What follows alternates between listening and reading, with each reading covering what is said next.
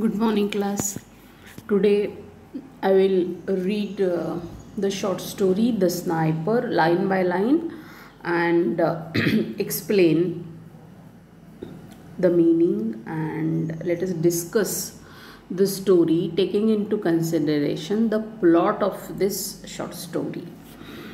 आज आपण line to line ही स्टोरी वाचणार आहोत, समजून घेणार आहोत आणि मेनली आपला फोकस असेल या स्टोरीचा प्लॉट जो आहे, घटनाक्रम कशा पद्धतीने लागलेला आहे आणि कशा पद्धतीने आपण क्लायमॅक्स किंवा रेझोल्युशन म्हणजेच स्टोरीच्या कथेच्या आपण शेवटाकडे कसं जातो आहे आणि what impact is created, what is the final impression of this short story, म्हणजे कथेचा शेवट कसा होतो ते आपल्याला बघायचं आहे.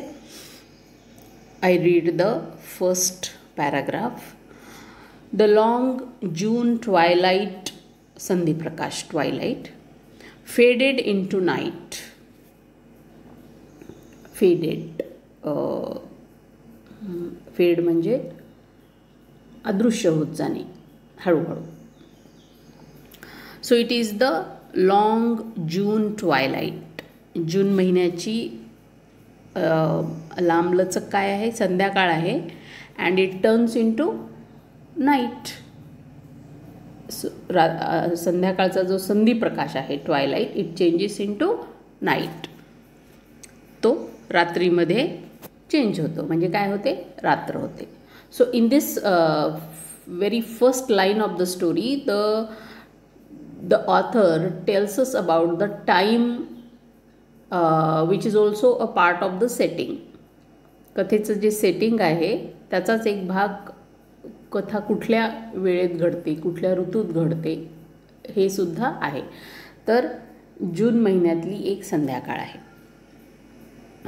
आता दुसरी लाईन आपल्याला काय सांगते, दुसरं वाक्य काय सांगते कथेचं, कथा कुठे घडते. Dublin, that is the capital city of Ireland. Dublin lay enveloped, covered in darkness. तर डब्लिन शहर कशाने वेढलेलं आहे, अंधाराने. So there is total darkness on Dublin. But for the dim light except, इथं पण परंतु कशावर, कुठे थोडासा प्रकाश पाहायला मिळतो, डीम लाईट, अंधुकसा प्रकाश. But for the dim light of the moon that shone through fleecy clouds. Fleecy is soft और feathery or silky, मऊ, smooth. So there is only the dim light of the moon and that is shining through the soft clouds. ढगांमधून येणारा चंद्राचा अंधुकसा प्रकाश आहे. Casting a play light, it is spreading a pale nistage light as of approaching dawn over the streets. So dawn म्हणजे पहाट, morning. So this moonlight is spreading itself on the streets. तो रस्त्यांवर पसरलेला आहे अंधुकसा प्रकाश. And the dark waters of the Liffey.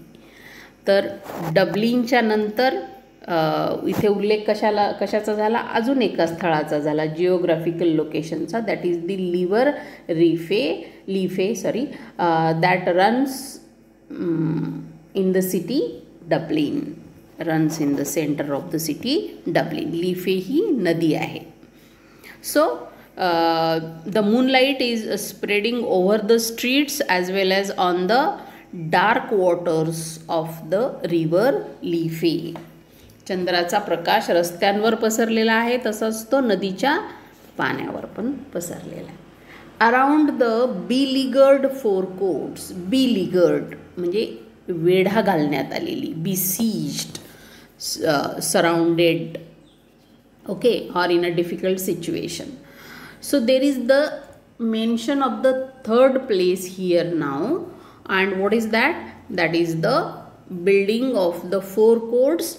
As I told you in the last video, four courts is Ireland's most prominent courts building. न्यायालयाची तिथल्या मुख्य इमारत four courts आयर्लंडच्या. Around the beleaguered four courts, the heavy guns roared. Now there is, for the first time, there is the mention of the guns. Heavy guns roared. गर्जना, बंदुकांचा आवाज येतोय around the building four courts. Here and there through the city, machine guns and rifles broke the silence of the night spasmodically, intermittently, at regular intervals, अधूनमधून. Okay, आणि अधूनमधून कशाचा आवाज येतोय? Machine guns and the rifles. Now this is how the writers, they build the tempo or they create the atmosphere of the story. आता हळूहळू अशा गोष्टींचा उल्लेख लेखक करत जातो की आपल्याला अंदाज येतो की कथा कशाबद्दल आहे. Now there is the mention of the guns roaring, machine guns, rifles breaking the silence of the night and the like dogs barking on lone farms. Lonely. So the machine guns or the rifles, they are making sounds like dogs barking. And the last line of the sentence, last sentence of this paragraph tells us about the major background or setting of this short story, that is the Civil War. It reads like Republicans and Free Staters were waging युद्ध छेडणे, waging civil war. So what is taking place? There is the civil war taking place between the Republicans and the Free Staters. Now here is the duration of this civil war: 20th June 1922 to 24th May 1923. एवढ्या काळामध्ये हे साधारणपणे 11 महिने हे civil war, यादवी युद्ध आयर्लंडमध्ये चाललेलं होतं आणि ती या कथेची पार्श्वभूमी आहे. आणि this civil war took place between the Republicans on one side and the Free Staters on the other side. On a rooftop near O'Connell Bridge, another place name, that is O'Connell Bridge on the river Liffey. River लिफेवरचा जो पूल आहे त्या पुलाचं नाव आहे ओकोनेल bridge आणि त्या ब्रिजच्या बाजूच्या एका छतावर, on a rooftop near O'Connell bridge, a republican sniper. Now this is the protagonist of the story. आपल्या कथेचा नायक इथे आपल्याला भेटतो in the second paragraph. Who is he is a republican sniper. तो एक शूटर आहे. कुठल्या आर्मीला बिलॉंग करतो? The republicans. On a rooftop near O'Connell bridge, a republican sniper lay watching. Lay पडलेला असणे. He is lying on a rooftop and he is watching in the darkness. Beside him lay his rifle. त्याच्या बाजूला त्याची rifle पडलेली आहे. And over his shoulders was slung, लटकणे. Slung a pair of field glasses. And there is a pair of glasses. His face was the face of a student. Now his character is described. What kind of a person he is? His face was the face of a student. Means he is very young. Thin and ascetic. So he is thin and ascetic. Ascetic means one who lives a very simple life and avoids pleasure. Physical pleasures especially. एखादा माणूस जो साधा आयुष्य जगतो, एखाद्या ध्येयाने पछाडलेला माणूस की जो शारीरिक सुखांना तुच्छ मानतो, अशा माणसांना असेटिक असं म्हणतात. So this hero of the story, the protagonist of the story is ascetic with the face of a student, and his face is thin. But his eyes had the cold gleam. Gleam means flash of brightness. Chamak. But his eyes, what kind of eyes he has? His eyes had the cold gleam. त्याची नजर थंडगार चमक असलेली आहे. Means his eyes are they sometimes flash bright eyes, but they are cold eyes. cold इथं शब्द cruelty दाखवण्यासाठी वापरलेला आहे. त्याची नजर कशी आहे? निष्ठुर आहे, कोल्ड आहे. Of the fanatic. आणि अशा नजरा कोणाच्या असतात? फॅनेटिक, जे एक्स्ट्रीमिस्ट असतात, जे अतिरेकी असतात. अतिरेकी म्हणजे कोण? ॲक्च्युअली त्यांनी एक समोर ध्येय सेट केलेलं असतं आणि त्याच्यासाठी ते काही करू शकतात, निष्ठूर होऊ शकतात, लोकांचे जीव घेऊ शकतात. So he is that kind of a fanatic. So the protagonist of this story is a fanatic. He has a student's face. He is an ascetic. His face is thin and his eyes are cold but with a kind of brightness. They were deep and thoughtful. Now, other descriptions come along. They were deep and thoughtful. His eyes are, what kind of eyes he has? Deep, खोल डोळे आहेत, and thoughtful. एका खूप विचार करणाऱ्या माणसाचे, mature माणसाचे ते डोळे आहेत. They were deep and thoughtful. The eyes of a man who is used to looking at death. आणि त्याच्या कॅरेक्टरबद्दल महत्त्वाची गोष्ट आपल्याला इथे समजते. His eyes are the eyes of a man who is used to looking at death. Used to सराव झालेला आहे त्याला. He can face death. तो मृत्यूचा सामना करू शकतो, म्हणजे त्याला मृत्यूचं भय नाही. So this kind of a man he is. No why am I reading line by line and explaining all these things? Because they can ask MCQs on any kind of expression description used in the story. So we should know each and every word and each and every concept and each and every incident that is taking place in the story, which is a part of the plot of the story. तर इथपर्यंत पहिले जे 2 paragraph आहेत, ते पहिला paragraph सेटिंगबद्दल सांगतो. दुसरा paragraph आपल्या कथेच्या नायकाचा परिचय करून देतो.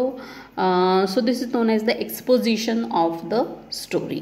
दिस part of the plot is non as the introduction, exposition. इथं पार्श्वभूमी सांगितल्या जाते. Now let us see what incidents occur one by one. What are the actions of these characters? आता कॅरेक्टर्स झाले म्हणजे आता त्यांच्या कृती, त्यांच्या ॲक्शन, क्रिया. He was eating a sandwich hungrily. काय करतोय तो? He was eating a sandwich and he is very hungry. He had eaten nothing since morning. So throughout the day he is starving. He hasn't eaten anything. He had been too excited to eat. He was very busy, excited, enthusiastic about shooting, about the war, and so he didn't eat anything. He finished the sandwich.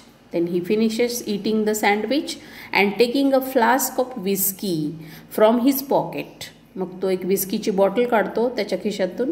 And he टूक a short drought. आणि एक छोटासा घोट घेतो. कशाचा? Whisky. So after eating sandwich he drinks a draught of whisky. Then he return the flask to his pocket. Again he puts the flask of whisky in his pocket. He paused for a moment. He stops for a moment. तो एक pause घेतो, थोडासा थांबतो. Considering, thinking whether he should risk a smoke. To risk a smoke. Now he wants to smoke the cigarette. त्याला cigarette ओढावीशी वाटते. But there is a risk. Now what is the risk? जर त्याने अंधारात cigarette शिलगावली तर काय होईल? त्याच्या शत्रूंना कळेल की तो इथे बसलेला आहे. Because of that flash of the match. Then he returned the flask to his pocket. He paused for a moment, considering whether he should risk a smoke. It was dangerous. The flash, तो जो सिगरेटची चमक उठणार आहे, the flash might be seen in the darkness, so it can be seen by the enemy, and there were enemies watching, and he knows that in the darkness there are enemies watching him. So he is thinking about to smoke or not to smoke. He decided to take the risk. पण त्याला सिगरेटची जास्त सवय आहे, and he decides to take that risk. So he decides to smoke. तर पहिल्या या पॅराग्राफमध्ये आपण काय पाहतो, त्यांनी सँडविच खाल्लेलं आहे, विस्कीचा घोट घेतलेला आहे, and he is thinking about smoking a cigarette. Now the next paragraph. Placing a cigarette between. आता छोट्या छोट्या ह्या घटना तुम्ही लक्षात ठेवायच्या आहेत की this is the plot, these are the parts of the story, plot of the story. घटना कशा क्रमाने घडत जातात. Now he is placing a cigarette between his lips. He struck a match. एक काडी शिलगवतो. Inhale to take inside, breath. Inhale the smoke hurriedly and put out the light. To put out, विझवून टाकणे. So he takes a smoke of cigarette. He lights the match. Almost immediately, a bullet flattened itself against the parapet of the roof. आणि त्याच्या या क्रियेची प्रतिक्रिया त्याला ते तात्काळ मिळते. when the flash of cigarette is seen, that matches is seen, there is a bullet fired from the side of the enemy and it is flattened. ती बुलेट कशावर आदळते? Parapet of the roof. त्या बिल्डिंगचा जो कठडा आहे, ज्या छतावर हा जो कथेचा नायक बसलेला आहे, झोपलेला आहे, तिथे काय आदळते? बुलेट आदळते. म्हणजे याचा जो सिगरेटची जी चमक आहे ती शत्रूच्या सैनिकाला दिसलेली आहे आणि they fired a shot. The sniper took another whiff. Is puff of smoke. झुरका घेणे परत सिगरेटचा. He takes another whiff and put out the cigarette. आणि and then he extinguishes the cigarette. तो सिगरेट विझवून टाकतो. Then he swore softly. Swore, to use bad language, to use abusive language, शिवी देणे. Then he swore softly and crawled away to the left. आणि तो सरपटत मग डावीकडे जातो. So he is on the roof and he knows that his enemies are watching him. Cautiously, carefully, he raised himself and peered. काळजीपूर्वक बघणे. Look intently. Peered over the parapet. तो त्या कठड्यावरून काळजीपूर्वक पाहायला लागतो. There was a flash and a bullet whizzed over his head. And he could see the flash of a gun and a bullet goes from above his head. He dropped immediately. तो पटकन खाली बसतो. He had seen the flash. तो बंदुकीचा flash त्याला दिसलेला आहे. It came from the opposite side of the street. आणि बंदुकीची गोळी शत्रूची कुठून आलेली आहे? From the opposite side of the street. He rolled over the roof to a chimney stack in the rear. चिमणी, धुराडं, त्याचा जो वरचा भाग आहे उभा. इन द रियर म्हणजे मागच्या बाजूला. सो तो गोलाकार म्हणजे घरंगळत तो चिमणीकडे जातो, धुराड्याकडे जातो छतावरच्या. कारण की त्याला त्या स्टॅकच्या चिमणीच्या मागे, धुराड्याच्या मागे त्याला कव्हर करायचं असतं स्वतःला, आडोशाला. And slowly drew himself up behind it. So he covers himself behind the chimney stack until his eyes were level with the top of the parapet. There was nothing to be seen, but he could not see anything, just the dim outline of the opposite housetop against the blue sky. So what he could see only is the outline. त्याला फक्त outline दिसते. कशाची? The opposite house top, त्याच्या समोरचा त्याच्या विरुद्ध बाजूला जे घर आहे त्याचं छत दिसतंय त्याला, against the blue sky. His enemy was under cover. So he comes to know that his enemy has a cover. तो त्याचा जो शत्रू आहे तो जिथून त्याच्यावर गोळ्या झाडतोय तिथे त्याला काय आहे? आडोसा आहे. We will stop here and continue tomorrow. Thank you.